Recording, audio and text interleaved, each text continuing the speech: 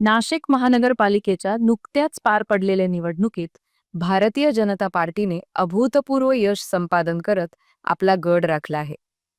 तब्बल 72 जागांवर विजय मिळवून भाजपने महापालिकेत निर्विवाद वर्चस्व प्रस्थापित केले आहे. या विजयानंतर सर्वांचे लक्ष लागून असलेल्या गटनेते पदासाठी पक्षाने अखेर प्रभाग क्रमांक 30 चे नगरसेवक ॲडव्होकेट श्याम बडोदे यांच्या नावावर शिक्कामोर्तब केले आहे. ॲडव्होकेट श्याम बडोदे हे भाजपचे एकनिष्ठ कार्यकर्ते म्हणून ओळखले जातात.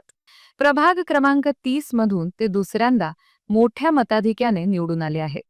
वकील असल्याने कायद्याचा सखोल अभ्यास आणि गेल्या पंचवार्षिक मधील त्यांची आक्रमक कार्यशैली यामुळे पक्षाने त्यांच्याकडे ही महत्त्वाची धुरा सोपवली आहे.